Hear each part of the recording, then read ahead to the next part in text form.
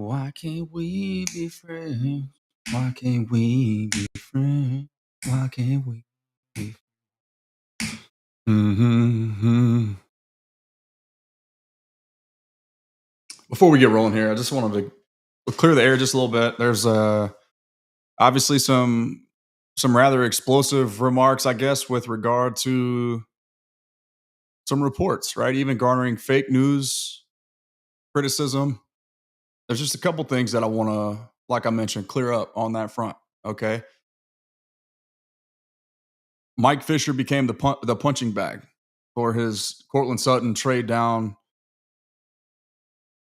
and pick swap report. The first thing that I want to clear up is that Mike Fisher wasn't the one who wrote that. I was. So if you're gonna slander somebody's name, slander mine.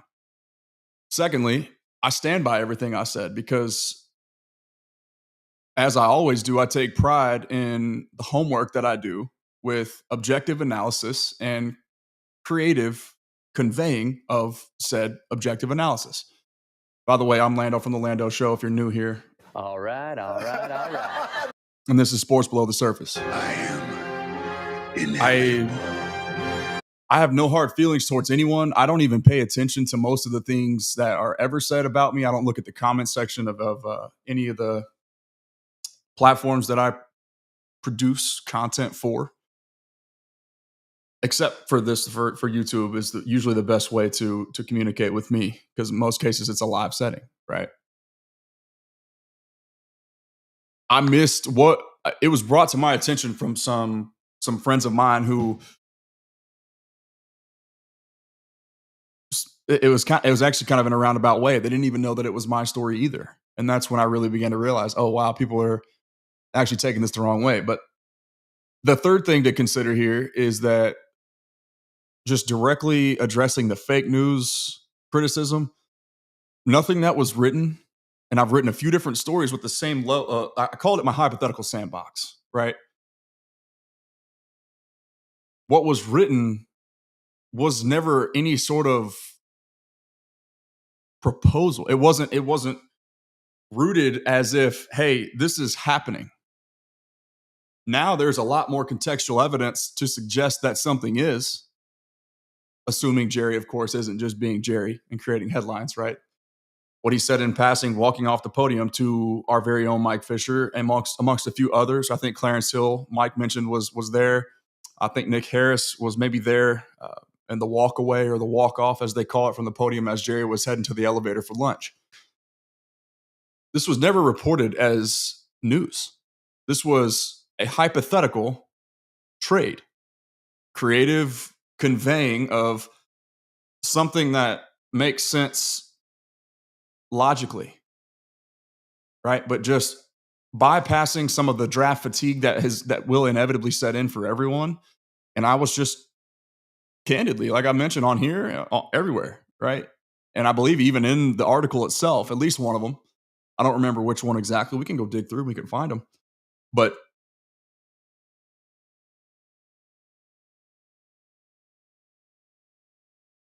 this cameraman, I swear, y'all hang with me. It's coming right back. It was a means of getting you guys to think outside the box and just have fun with something that makes logical sense. And now there's evidence from numerous sides. The Steelers are reportedly shopping George Pickens. The Broncos are reportedly looking to trade up. And the Cowboys, as we know, are in search of an explosive wide receiver too. And then with the latest evidence, looking to trade down.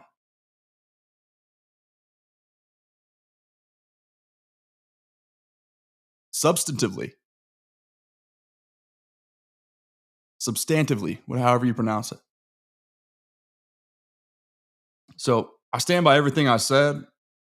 Maybe you took it the wrong way. Maybe you processed it the wrong way. Maybe you didn't mean what you said. Maybe you read it wrong. I don't know.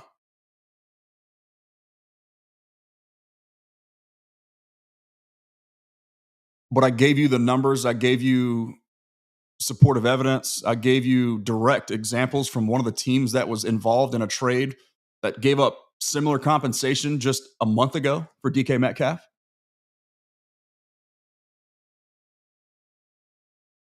It's all written. And it was sort of a principle, right?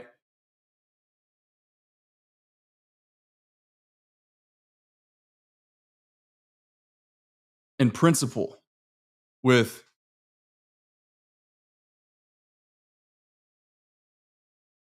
laying the groundwork, I guess, for a trade hypothetical that makes sense for both parties. But nothing was ever reported as news or something that was set in stone. It was a hypothetical. Maybe the Steelers give the Cowboys an extra day 3 pick on the back end of the framework, the hypothetical, the nucleus of the proposition. Maybe the Cowboys would have to toss in an extra, a back end day 3 pick or future day 3 pick or something along those lines to acquire the services of Courtland Sutton.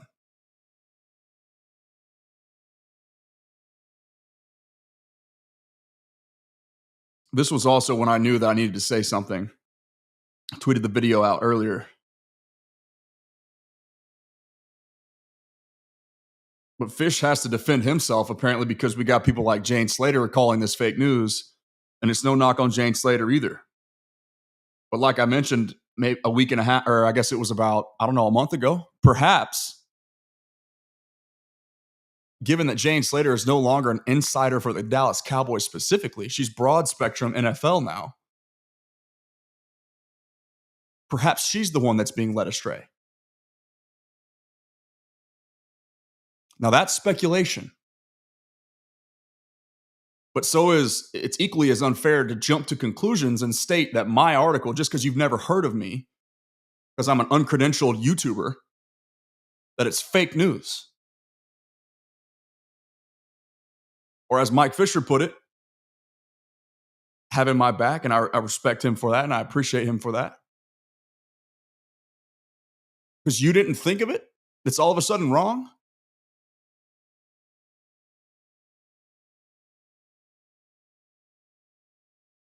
Now, I'm not in a war room. I'm not in an executive office. I'm not rubbing elbows with the Joneses. But I am doing my homework. And maybe every single piece, every tiny little nuance of a potential trade package wasn't included in what I wrote. But if you brush past the hypothetical sandbox comment, you brushed past all of the other things that I gave as supportive evidence that have actually happened this offseason, then that's on you. It's not on me.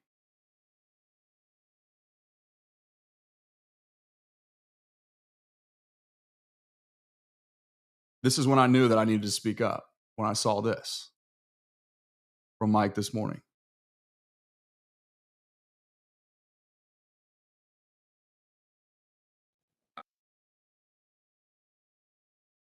I hate to think that the reason there's negative blowback is because there's a few people in the media that are going, Landon Holyfield thought of that. I wish I would have thought of that. Let's pretend it's a stupid idea. Foots thought of that. Lombardi thought of that. Fisher thought of that. Broadus thought of that. I wish I would have thought of it. Let's call it a stupid idea. It's not a very fair way to cover the Cowboys. If you didn't think of the idea first, it's stupid. It's fake. The idea is not fake. The idea of the Cowboys trading back and adding a veteran wide receiver is not fake. I hate to think that the reason. So, like I said, once again, appreciative and thankful to Mike Fisher for backing me up there. He didn't have to do that, but that's a guy who 35 years covering the Cowboys, very few, if any, people are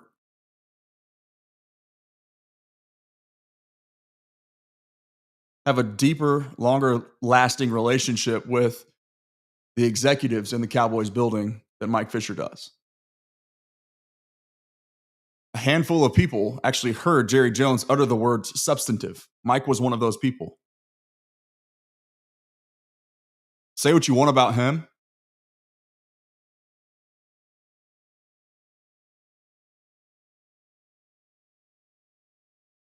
But make sure that you're, at least at the very least, read the article and figure out who wrote it before you jump to conclusions and label me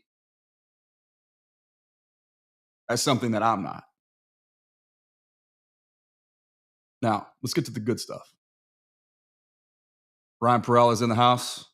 Marcus McFarland in the building. Brandon Mickles, you do a great job, brother. I appreciate you for that. Thank you, sir. Marcus McFarland, salute to you, my man. I wrote something else this morning that I thought was interesting, and this was from Calvin Watkins. I wanted to touch on this. Calvin Watkins of DLLS Sports. Really, really good nuggets. So building off of the substantive trades behind the scenes, we'll touch some more about on that stuff later, y'all, about exactly just kind of the framework, once again, about George Pickens and or Courtland Sutton and or Jameson Williams. And by the way, all this stuff was written weeks ago. Obviously made waves yesterday, but then Brian Broaddus goes on to say something that also was brought to my attention. I forgot who mentioned it to me. Let me go ahead and make sure I'm accurate here.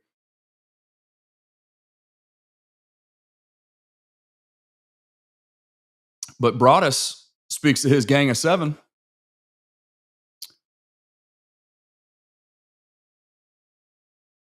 And comes up with another name that could be potentially in play. Now, this is it's not necessarily a pick swap scenario, but the reports are that the Lions would like to receive a 3rd round pick in exchange for Jameson Williams. But also mentioned in that list was George Pickens. And then Mike, as you just saw in that video, is confirming that Courtland Sutton is firmly within the range of outcomes.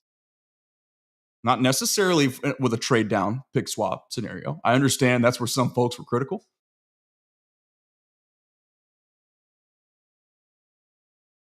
Maybe it's actually giving up capital. But the 2-for-1 idea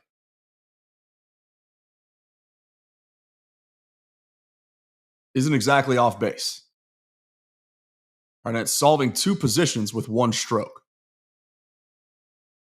So we don't have to argue about where to take Omarion Hampton anymore or which position matters more as far as helping the Cowboys out. You solve 2 explosive weapons, playmakers. You don't have to sacrifice a 1st round pick to do it, or any compensation for that matter, necessarily within that frame, that initial framework. That's the foundation. Okay, add supportive pieces or compensation or capital to the back ends of those. Another late day pick, like the Seahawks and the Steelers had a 6 and a 7 pick swap on the back end of their 2 for DK, right? But the 2 for DK is where the point compensation, the 52nd overall pick for George Pickens stems from. Like I said, this was calculated. This was below the surface on doing the math on what might make sense as far as a potential package centered around a pick swap and a trade back for the Cowboys.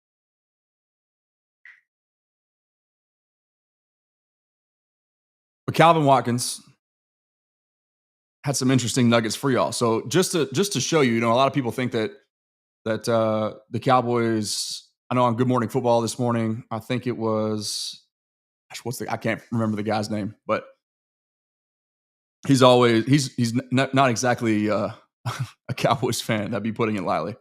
But he mentioned Cowboys are kind of boring right now, which is not usually what they are. Right? Jerry Jones has been very quiet, as I've reported on here a few different times. Right? I think we've only heard from him 4 times now this entire offseason, and 2 of those were from Hall of Fame caliber players who officially retired. So if not for Tyron and Zach's retirement celebrations and press conferences, then we've only heard from Jerry so far twice. Once in the pre-draft press conference, once at the combine. Right, and this sort of builds off of everything that I've been mentioning lately with Schottenheimer's culture shift. And I know it sounds impossible. Can't change that Cowboys culture, man. They're too deep. The bloodline runs too thick with that family. Too much power.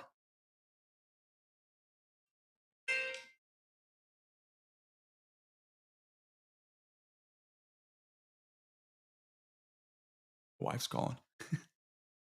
Hey. You're on the Lando Show. Say what's up. Seriously. We're thigh deep right now. But coverage starts pretty much all day. But why? I was going to talk to you about that. Are you going to be home soon? Okay. I'll be wrapping it up. But yeah, maybe. Just leave it open-ended for. But yes. All right. Love you. Bye. God bless that woman. Can I get an amen? Hallelujah. How about one of these? Yeah. Okay. See, nothing to hide around here, folks. Except for my camera that I want to smash sometimes. Let's see if it's let me refresh this thing. Yeah, I don't have to stare at a black screen or my screen mirror. Give me 10 seconds.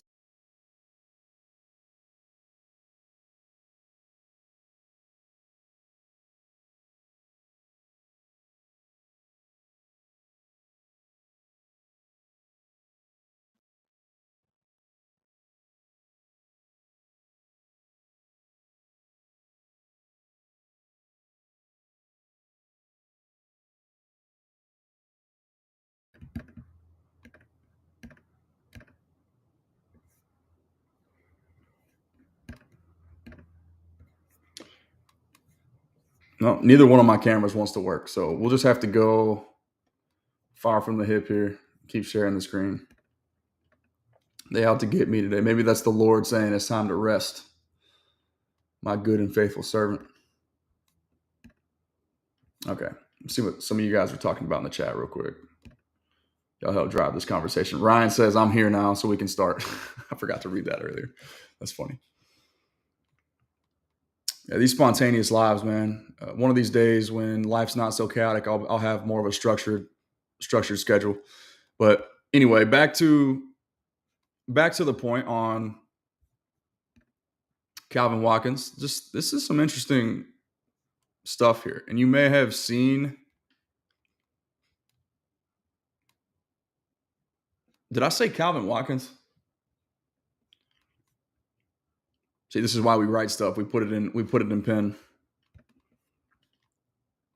I'm pretty sure I said Clarence Hill the first time with DLLS Sports. But anyway, you know the difference, guys. Calvin Watkins.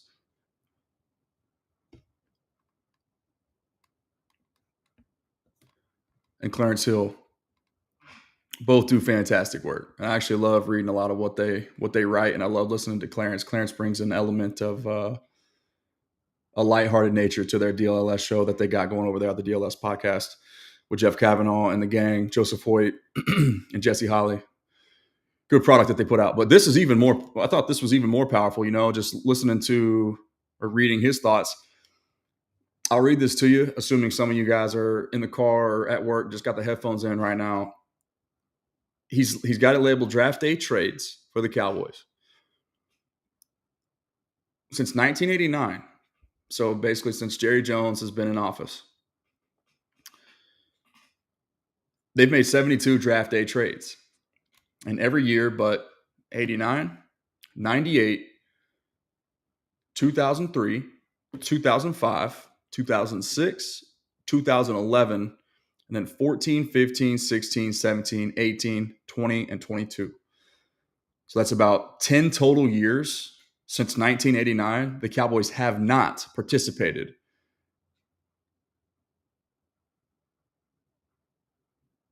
in a trade that included its first round pick. That's pretty crazy. So you can really see there was a 10-year stretch. Jerry took ownership, and then between 89 and 98. So basically every year for a 9-year period, 9 drafts in a row, Jerry made a trade that involved his first round pick. Most recently, the Cowboys moved back with the Lions last year to add an extra day 3 pick, which turned into Cooper Beebe. And then, of course, they selected Tyler Guyton in round 1, 29th overall. So here's some more evidence for you, though. The trades have seen the Cowboys move up to get Emmitt Smith. That was 1990. Russell Maryland the following year in 91. Kevin Smith the following year after that in 92. Shante Carver 2 years later in 1994. David LaFleur in 97. Ebenezer Ekubon. I actually don't know that name. Shows you how young I am. I was born just 5 years before that. And then, of course, Morris Claiborne, the most recent, I guess, historical package. That a lot of people say that one has impacted Jerry as much or more than anything else in recent history, like within the last 10 to 15 years of the Cowboys, and sort of made him a lot more frugal, a lot less willing to make moves or to be aggressive, right? So anyway, there's ebbs and flows with this stuff, and it's all situation specific, but moving back, to say the least, just because of what the Cowboys currently need, because of injuries or other reasons, lack of depth, because of their unwillingness to spend in free agency accordingly, to stop relying so heavily, as much or more so than any other team, with rookie draft pick selections.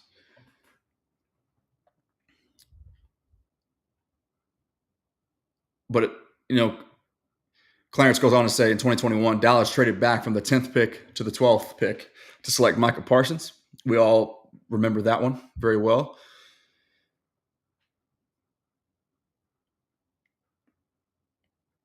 In 2013, Dallas traded back in the first round and selected 4-time Pro Bowl center player Travis Frederick with the 31st pick. And then there's a little bit more. He goes into a little bit more depth there, but my favorite, I think the most almost mind-boggling statistic that he's got here, reference point, is the number, like the number, the total number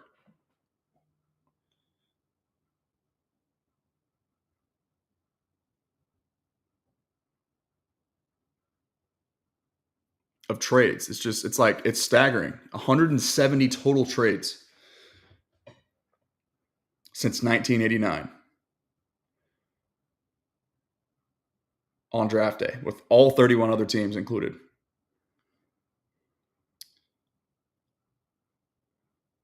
And then of the 316 players selected by the Cowboys since 1989,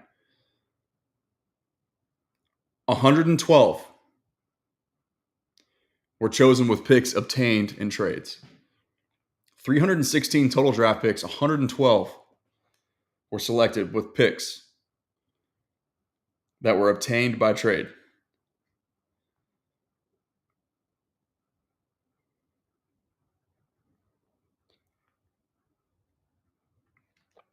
It's almost a third.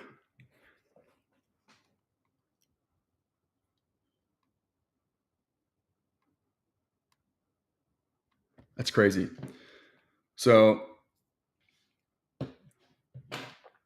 in other words, Jerry, you could write it off very easily, all you want, about what he says about substantive trades in the works.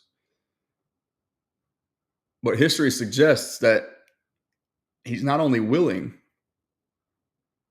to move around on draft day, he's very likely.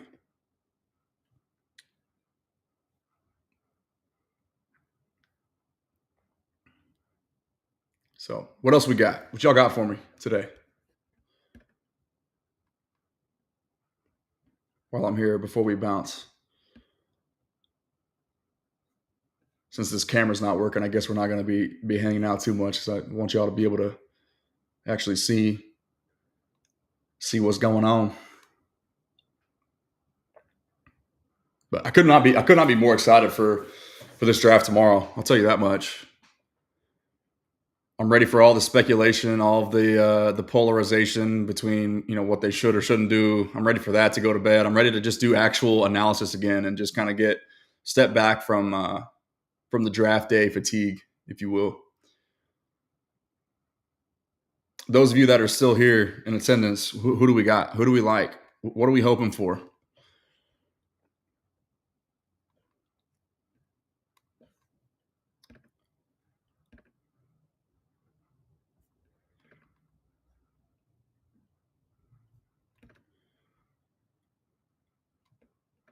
Y'all talk to me.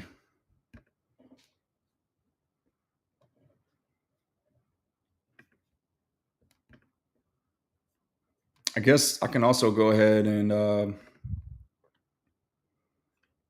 kind of elaborate a little bit on the articles that have been generating so much negative attention.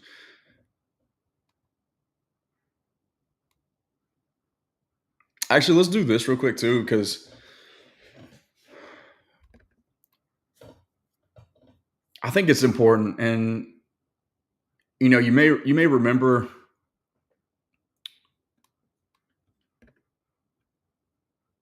with Jason Garrett's his affinity for the RKGs and all the reports and I guess negative publicity that used to come with that.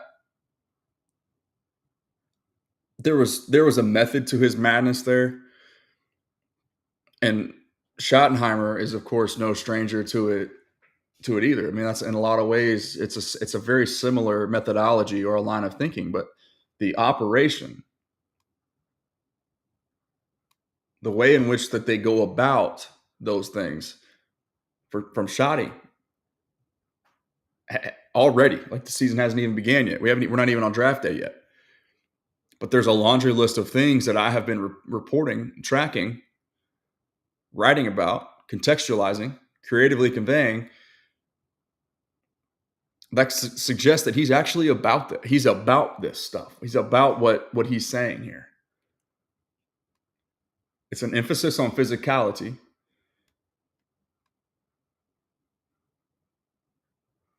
But the foundation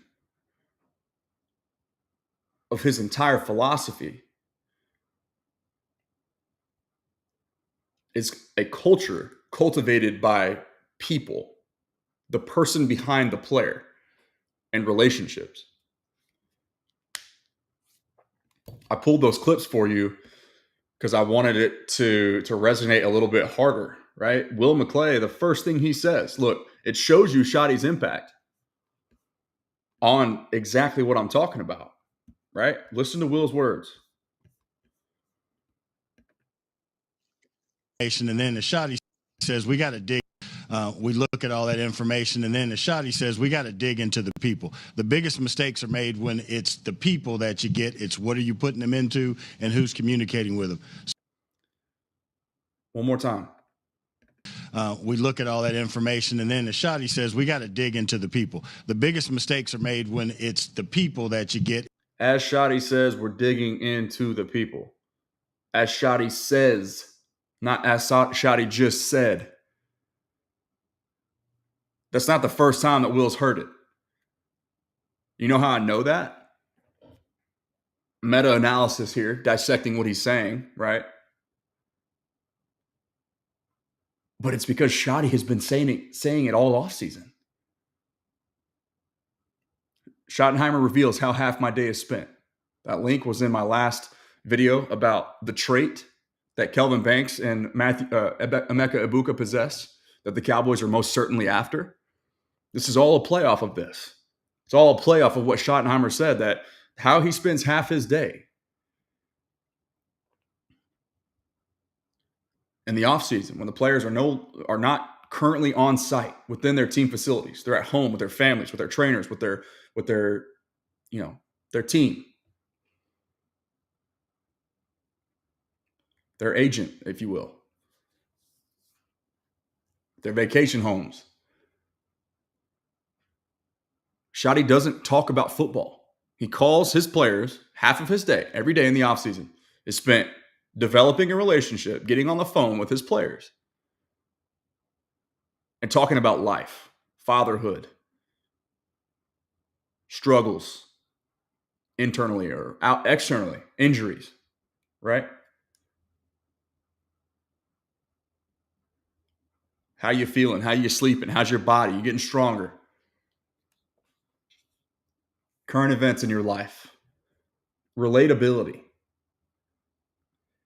What did he do for Osa? When Osa got his contract, who was the first person that Osa said that called him when the news broke? Hello? It was Shotty. Shotty then went on to find out about where Osa was celebrating with his family. The life-changing and honestly generational wealth that was officially secured. Shotty found out where he was celebrating. He sent him a bottle of champagne, had the restaurant deliver it with a note that he wrote with a very specific message. But it was about cultivating that relationship. Shotty says football is a relationship business. The Brock Hoffman bar fight thing. Didn't flinch when asked from Nick Harris, the Fort Worth Star-Telegram, about his confidence level in Brock Hoffman being able to be good. Not just for 5 or 7 games, but 17 as a starter. Shotty didn't have to defend him or back him up, but he didn't flinch. Once again, sports psychology, body language, just human psychology, eye contact. Did not flinch when he said, I would never bet against Brock Hoffman. And then he went on to double down and say, if I'm stuck in the back of a bar and I got to fight my way out, I want Brock Hoffman next to me. And now, once again, we're being fair and objective. The other side of that fence, the devil's advocate is, well, that's one thing that he says, but the team's actions dictate otherwise. Well, not so fast. Don't sit here and call Schottenheimer a liar. He can believe those things, but guess what? He also has a job to do to win football games. And he knows what I've been trying to convey to people for a long time. And that's another thing that's generated a bunch of negative pub unintentionally. I'm just trying to do my job here. Talking about how the Cowboys are not good enough yet up front. That's why they've added 3 other free agent offensive linemen, all bottom barrel bargain bin players, by the way. But nonetheless, it's Shotty owning up to his word of not just creating competition, direct quote, but another direct quote of turning over every rock, looking into every corner. And then as I have added to those 2 particular statements, every couch cushion, every short and pant pocket, under the couch, in the back seat of the truck, in the middle console, turning over every rock, looking in every corner, figuring out ways to create competition and get better.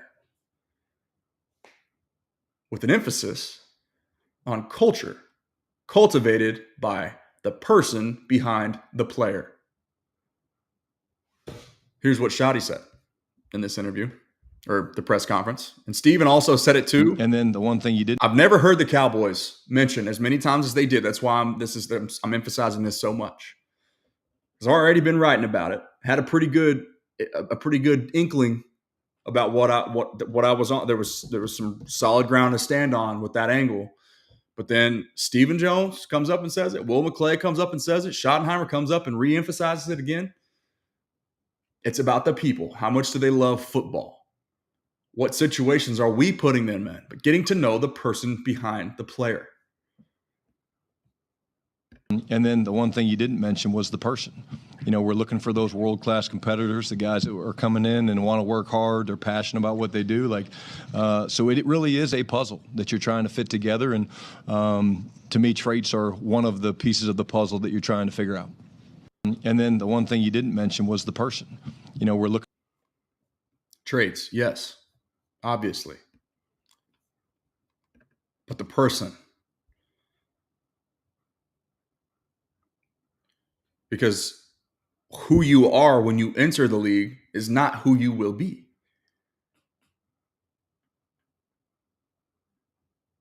If it is, regardless of where you start physically, if that's where you will be, that's because you quit working. And if you quit working, you're getting left behind. That's why the draft is such an imperfect science. That's why the Cowboys are foolish for historically speaking, putting way too much on their rookie draft class. Because they can't measure the most important trait, the trait that matters the most, which is the trait that lies between the ears. The mental. Your physicality, your physical traits is what gets you to the league, but your mental traits are what keep you there.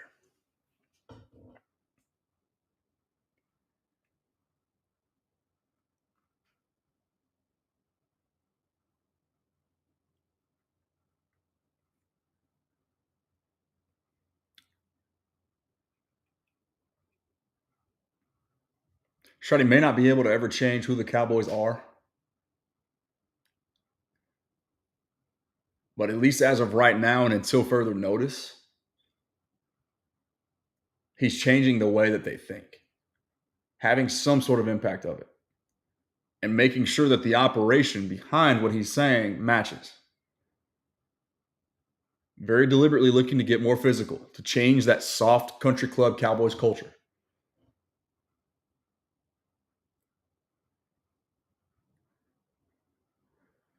Black Pill, you must be new here. You need to stop coddling them. That's why they're the softest team in the league. You must be new here.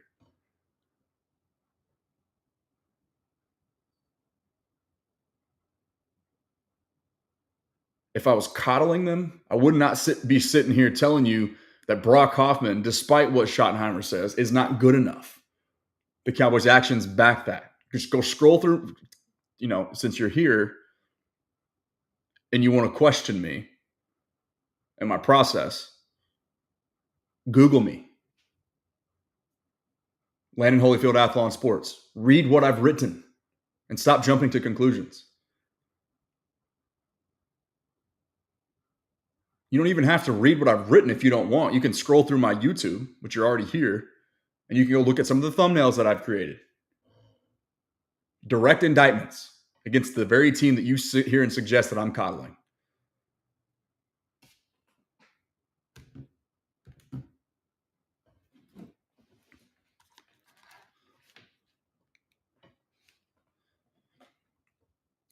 Great question, though. I'll give you that. Who's starting at corner?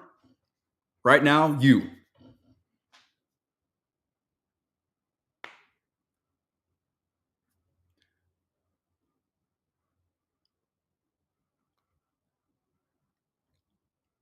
I would argue there's a very legitimate argument for cornerback being more of a dire need than wide receiver and offensive line. That argument can absolutely be made. You know why? For one, you don't technically have another starter right now. You have enough bodies, but you're not trusting. You're not complacent with Kalen Carson in the slot and Kyer Elam out wide supporting opposite Deron Bland.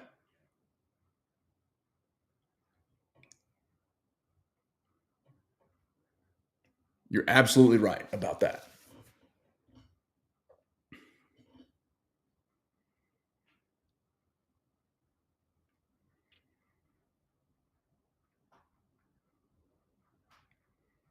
I like Cam Scatterbo. I like the toughness, the tenacity, the guy that's absolutely seeking out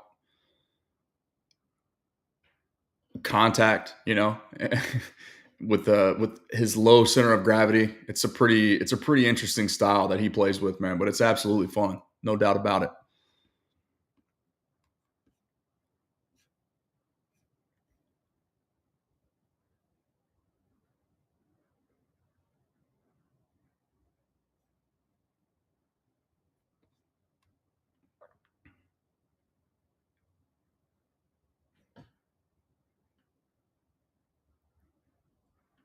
And as Marcus McFarland knows, and once again, maybe I jumped to a conclusion. I just use context clues based on your comment that he's referring to here. Coach Killer Dak.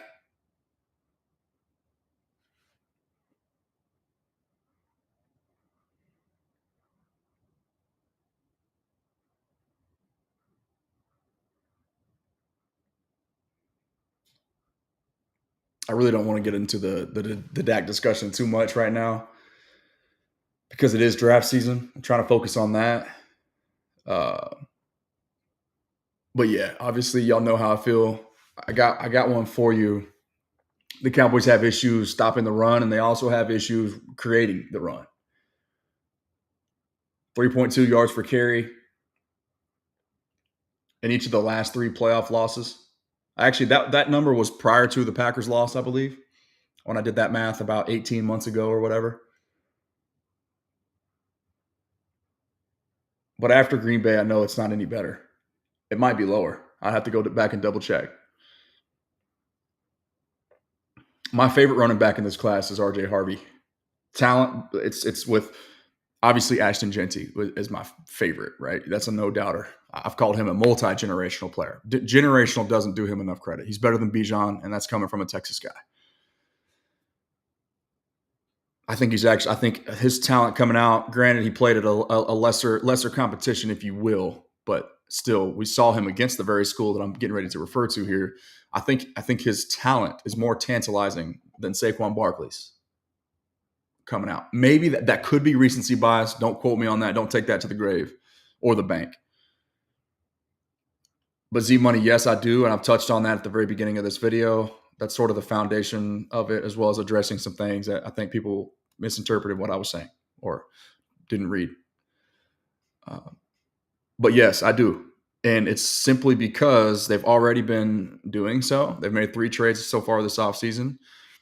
It's also because they don't have a 4th-round draft pick. And I think that's the sweet spot for where running backs that we're kind of talking about here are going to go. And also because there really is such a significant need for more than just 3 positions. And so the Cowboys, they need to make a 2-for-1 type stroke. That's sort of where it all stemmed from.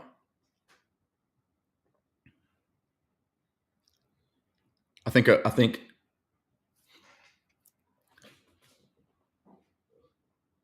Mike Fisher tells me that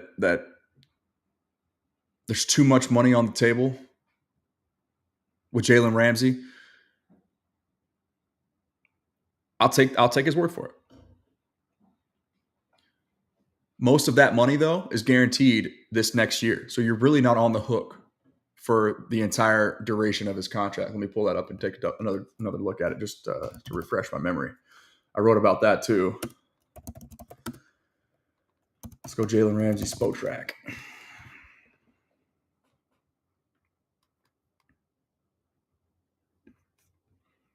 Yeah, so he's on the books until 2028.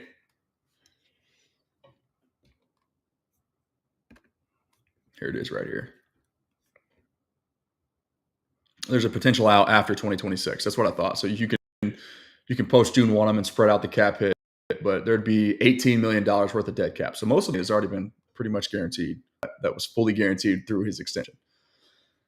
So it's definitely doable, especially if you subscribe to the idea that we've also reported many times, written about, posted about, that the salary cap is indeed fake, right? Or at least the aura of being in cap hell doesn't really exist. The salary cap is a very real thing, but it's more of an accounting principle than it is any sort of hard, team building restriction. Okay. I think you guys are pretty clear with what I mean by all that. we spent a lot of time on that. So hopefully that makes sense. Definitely need a wide receiver too. I saw somebody's comment, whoever that was. Was it Logan? Oh, Z Money. We need a wide receiver too. Yeah. So that's part of the proposal, right? But my thoughts on Emeka Egbuka, y'all. Just for while we're here on the topic of Schottenheimer really paying attention to the player behind the person, or the person behind the player. Cowboys may see a third wide receiver target as the most complete in the NFL draft. My subheading, he's not the biggest, he's not the fastest, but he might be the most complete, and then one the Cowboys fans should be talking about more than anyone. Here is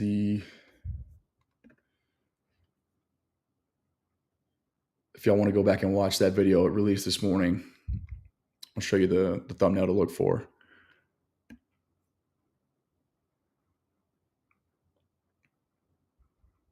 This one right here. The trait that separates Emeka Egbuka and why the Cowboys are paying attention. But let's just refer to the article here since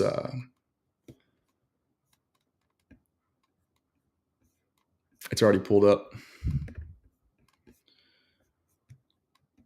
So, Cowboys fans are obviously locked in on Tet and Matthew Golden, and for good reason. I like both of those two prospects as well. It's interesting to hear Peter Schrager, though, go on to say that Teteroa McMillan is the most polarizing player in this class outside of Shedeur Sanders. Thought that was interesting. There does seem to be, at the very least, a little bit of smoke surrounding Teteroa McMillan's love for football. And that, for the Cowboys, would be a massive red flag. So when you see Peter Schrager mock Tyler Booker to the Cowboys at 12 this morning with all three receivers still on the board, I know that would send y'all into a frenzy. But just know that he's thinking along the same lines that I have been. Right, and he's also bringing into play here, because he actually doesn't have Teteroa McMillan going until I think the 19th overall pick. We can pull that up too, just to double check.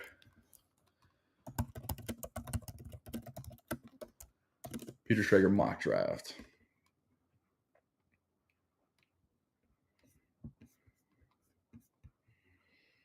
Yeah, here we go. So not a single receiver off the board when the Cowboys select Tyler Booker. And you don't see the first one until all the way down at 19. Teteroa McMillan to the Tampa Bay Buccaneers. Followed that up with Emeka Egbuka to 20, going to the Denver Broncos. And then, of course, Matthew Golden to the Green Bay Packers. How fitting would that be to see the Packers take a receiver in round one? I forget okay, so he's actually got it listed here. I know it's out of character for Green Bay to take a receiver in round one. They haven't done that since 2002. But in this scenario, Golden could slide right to them, and I can't see him sliding much more. Green Bay could go to several directions, whatever. But thought that was interesting. Heard somebody mention that the other day. Like, now that Aaron Rodgers is finally gone, they start to throw high draft capital at a position that would directly impact his ability as a quarterback too, or a skill position player. So it just goes to show you, though, the Cowboys aren't the only ones who have more or less neglected that position. It's interesting. I want y'all to think about it, though, right? When you're talking about which positions that they have addressed, historically speaking, more so, and which ones they have neglected as a result of it, right? There's 5 offensive line positions that have to be filled.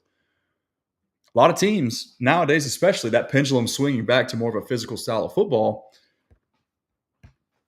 they like to – you can get away with playing only 2 receivers on the field. But at the very most, teams spend the majority of their time with 3. That's still two players less than the 5 offensive linemen that you need. Right? So just that, there's some little bit of perspective for you if you're as frustrated as most people seem to be. But I gotta get up out of here, but we'll close with just my take on Matthew Golden and why, the Cowboys don't, if you're one of the ones that's a little nervous about them getting wiped out at 12, Don't sweat it. Don't stress, because players like Matthew Golden do exist, and I think they're not being talked about enough. Same thing with Kelvin Banks. Highly encourage you guys to go check that video out if you haven't already, because he's misunderstood too. Kelvin Banks, the player and the person that you haven't heard of, you can go check that one out.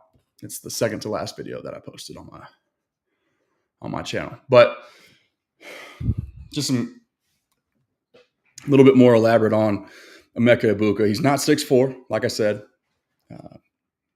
like Tedero McMillan is. He's not 4'2" like Golden. But if the Cowboys and Coach Shoddy are serious about prioritizing physicality and toughness, then Emeka Egbuka may very well be the most impactful of the three.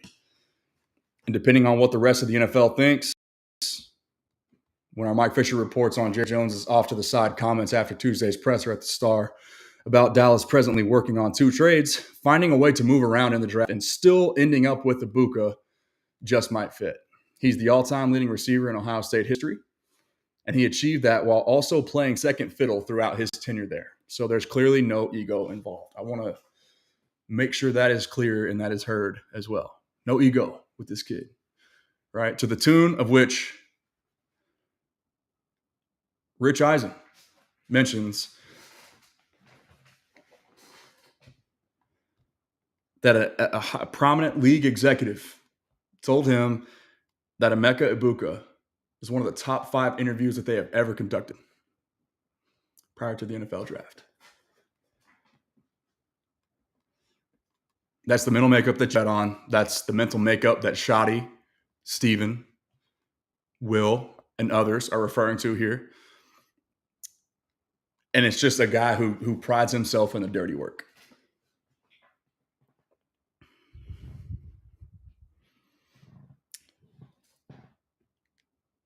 More direct quotations from the aforementioned Shoddy. In the pre-draft presser, you may have noticed he said speed is an advantage, but it's not the only thing we look at. And I've drawn the parallels too to the offensive line position. It's why I've been so outspoken in favor of it. If that's truly the best player that you have, that falls to you, wherever you end up selecting from in round 1, you should take him. No offseason addition at that position should preclude you from intentionally getting better if that's who you have graded as your highest player, as your best player.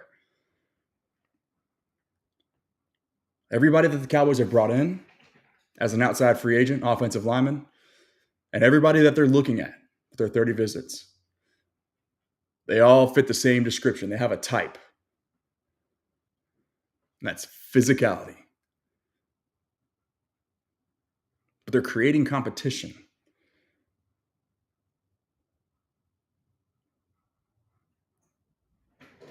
While also using a newfound culture cultivated by Schottenheimer, but also wrapped up in getting to know who the player really is by peeling back the curtain on the person. Because that's what really matters the most. The trait that you can't measure physically just so happens to be the one that's the most important. Emeka Egbuka checks that box. Kelvin Banks does too. And I'm sure that there are plenty of other options. And the guy that the Cowboys select in round 1, regardless of what position it is, you can make damn sure that this box will be checked in that regard. That's all I got for you guys today. Make sure you hit that like button. Making the push to 5,000 on this platform here, but 70,000+ other people who already follow along closely and subscribe to what we do, the Lando Show, Sports Below the Surface. They can't be wrong. So join me on this push, and I hope that you enjoy the ride. Thank you all again. Enjoy the draft tomorrow. I'm not sure when I'll be live, but you will be hearing from me soon. And with that, just remember,